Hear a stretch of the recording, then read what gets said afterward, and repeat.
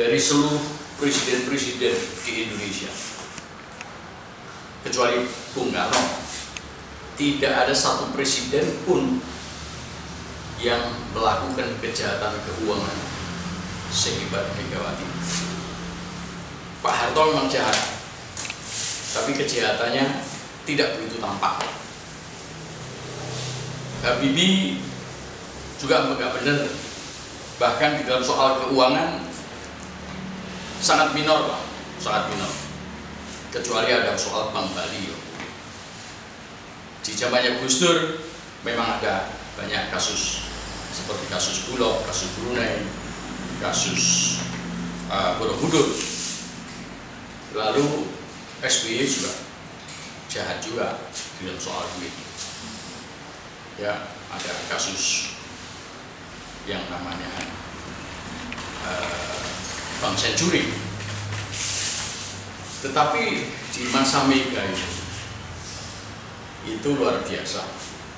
Kita tahu Indonesia mengalami krisis moneter 97-98 sampai akhir Habibie itu diketahui pemerintah mengeluarkan uang, mencairkan dana APBN 210 triliun.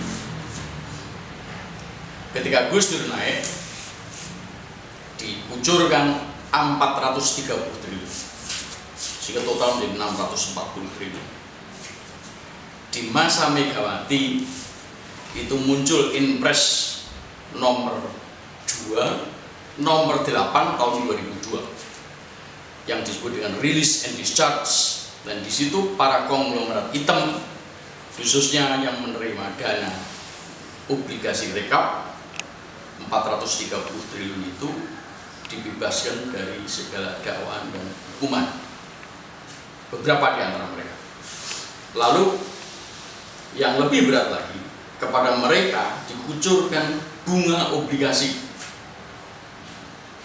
sebesar 13% setelah dihitung kira-kira 13%. Dan di masa Megawati itu 2 kali turun, yaitu tahun 2003 dan 2004.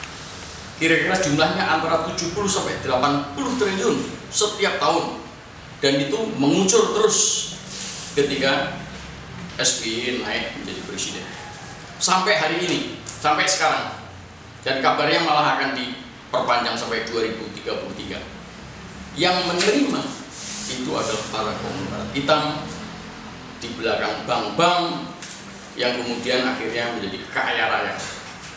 Banknya sudah tidak lagi mengalami kesulitan likuiditas, bahkan dengan bunga obligasi rekap itu mereka tertolong dan membukukan keuntungan besar. Sudah selayaknya bunga itu di stop. Bunga itu di stop, dan kemudian obligasi rekap yang 430 triliun itu harus dikembalikan lagi kepada pemerintah. Karena apa? Karena ternyata aset-aset mereka yang kemudian diambil alih oleh pemerintah karena ada obligasi tadi itu ternyata hanya laku 15-20% saja. Itulah Megawati. Berikutnya adalah bahwa di masa Megawati juga Indosat dijual.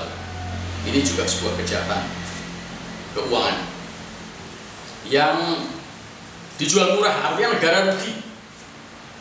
Ada juga namanya super tanker, dijual juga, ya.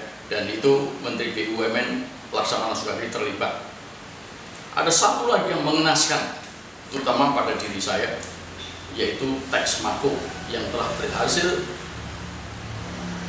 memproduksi mobil Indonesia, Carnesia, Car of Indonesia.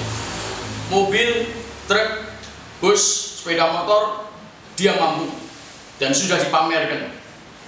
Di Convention Hall ada 8 model Carnesia, tapi ternyata kemudian dibangkrutkan oleh Megawati dan Laksamana Sukadi. Ini sebuah kejahatan yang luar biasa yang tidak boleh ditolerir, karena setiap kali Anda keluar rumah yang Anda lihat adalah mobil-mobil asing. Ini kerugian besar bagi negara.